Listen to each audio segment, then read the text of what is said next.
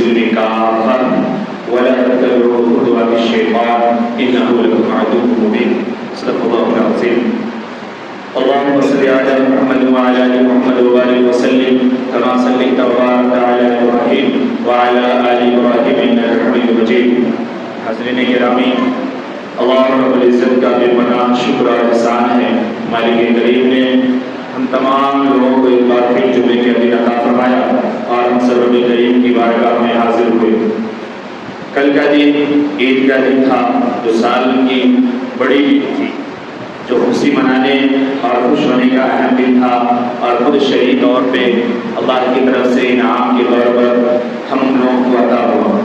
اس کے بعد اللہ رب العزت نے پورے ہفتے اور پورے سال میں ایک روز عید اصغر کے نام سے جمعے کا دن عطا فرمایا، جو جمعے کا دن اپنی خصوصیت کے اعتبار سے، اپنے فضائل و برکات کے اعتبار سے بڑا اہم اور بڑا عظیم ہے۔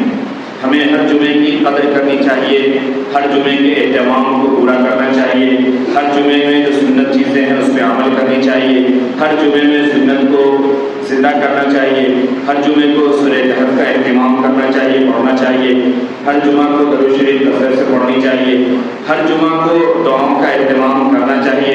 جمعہ کو کوئی گھڑی آتی ہے جس میں آدمی جو دعا کرے اللہ رب العزت اس دعا کو قبول فرما لیتے ہیں، تو اس کا خیال کرنا چاہیے۔ اس کے علاوہ جمعے کے جو اہتمام ہیں کہ جمعے کے دن قرآن میں یہ اللہ نے حکم دیا کہ جب اذان ہو جائے تو دنیا کی تمام چیزوں کو چھوڑ دو اور جمعے کی نماز کے لیے اللہ کے دربار کے لیے دوڑ کر کے نکلو، تیزی میں نکلو، ہر کام کو چھوڑ دو۔ مطلب یہ ہے کہ اب کوئی کام نہیں ہوگا۔ اس طریقے سے پہلے آنے والے کے لیے آقا صلی اللہ علیہ وسلم نے ثواب زیادہ بتایا، اس کے بعد والے کے لیے کم، پھر کم، پھر کم۔ تو ہم کوشش کریں کہ جتنا سویرے ہو، جتنا جلدی ہو، اتنا جلدی آئیں اور جمعے کو شوق سے ادا کریں، اللہ کے نبی اور اللہ کا حکم سمجھ کر کے ادا کریں۔ جب بندہ اخلاص کے ساتھ اللہ کی بات مان کر کے اور اللہ کے نبی صلی اللہ علیہ وسلم کی باتوں پر یقین رکھ کر کے عمل کرتا ہے نا، پھر اس عمل کے جو اجر و ثواب ہے وہ مکمل ملتے ہیں، بھرپور ملتے ہیں، خوب ثواب ملتا ہے۔ اور کوئی کام انسان خوب کرے، بہت کرے، لیکن اللہ کے اوپر یقین نہ ہو، دل میں اخلاص نہ ہو، آقا صلی اللہ علیہ وسلم کی باتوں پر بھروسہ اور محبت نہ ہو، اور بس یوں ہی کرے تو پھر اس کام کا فائدہ نہیں ہوتا، پھر وہ کام ریا میں آ جاتی ہے، پھر وہ کام اپنے دکھاوے اور بڑپن میں آ جاتا ہے، پھر اس کا فائدہ نہیں ہوتا ہے۔ تو ہمیں زیادہ سے زیادہ اس کا اہتمام پورے سال کرنا ہے۔ اللہ کا کرم، بڑا عظیم مہینہ گزرا، اس مہینے کی آثار اور برکات سب کے چہروں پر نظر آ رہے تھے۔ اللہ کا کرم یہ بھی ہے کہ عید کا دن آیا تو بہت سارے سنت والے چہرے جو تھے وہ سنت سے الگ ہو گئے۔ رمضان تک بھی بڑی حد تک سنت لوگوں کے چہروں پہ نظر آ رہی تھی، تقویٰ کے کچھ آثار نظر آ رہے تھے، لیکن جیسے عید کی چاند، ہم لوگوں نے عید کا چاند دیکھا، چاند رات کو بھی الحمدللہ مکمل صفایا ہو گیا، سب صفائی کر لی، اب جانے رمضان اور جانے اللہ۔ ہم تو صاف ستھرے رہیں گے، چکنے رہیں گے، ہم کو سنت سے کوئی لینا دینا کوئی مطلب نہیں ہے، جہاں تک ٹھیک تھا سنت میں۔ میرے بھائی، جتنا بہت سارے فائدے کس کو کیا نہیں معلوم، بہت ساری باتیں ہو چکی، ہم دل سے ارادہ کریں کہ ہم سنت کو زندہ کریں گے اور سنت پہ عمل کریں گے، اور یہ ہم کریں گے، یہ کوئی دوسرا نہیں کرے گا، اور ہم کریں گے تو اس کا فائدہ ہمیں ملے گا، کسی دوسرے کو نہیں ملے گا۔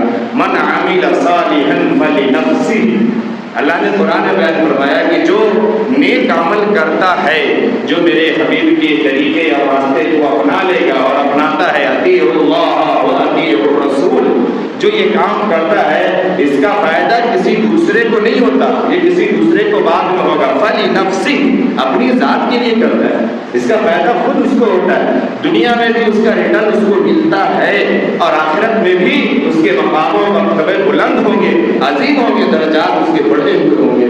تو ہم اس کا خیال کریں کہ سنتوں کا مکمل اہتمام کریں۔ یہ رمضان اور یہ مہینے جو ملتے ہیں، جو خاص دن آتے ہیں، ہمیں یہ سب سبق دے کر کے جاتے ہیں کہ اگر ہم گناہوں کو چھوڑ سکتے تھے، اگر ہم اپنی نفس خوشی کر سکتے ہیں، اگر اپنے آپ کے اندر ہم صبر برداشت ادا کر سکتے ہیں، تو بعد کے دنوں میں بھی کر سکتے ہیں۔ اور رمضان میں قرآن میں مقصد بھی یہی بیان کیا کہ ان دنوں میں کر کے تم ٹرینڈ ہو جاؤ کہ آگے بھی تمہیں اللہ کے احکام کے مطابق زندگی گزارنی ہے۔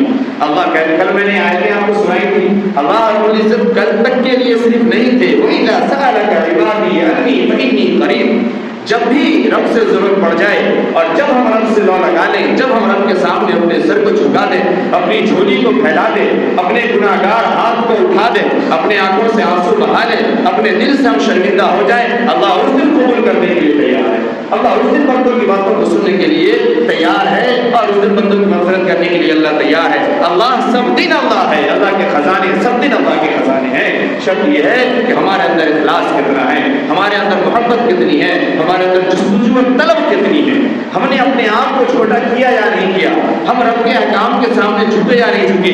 اللہ کے نبی صلی اللہ علیہ وسلم دعائیں مانگا کرتے تھے، دعائیں مانگتے تھے، دعا کی اللہم اجعلنی شکورا واجعلنی صبورا واجعل فی عینی صغیرا وفی اعین الناس کبیرا۔ اے اللہ ہمیں شکر گزار بندہ بنا دیجیے۔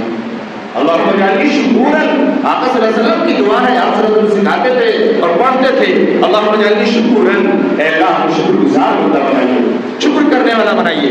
آپ صلی اللہ علیہ وسلم سے بھی زیادہ کوئی شکر گزار ہوگا؟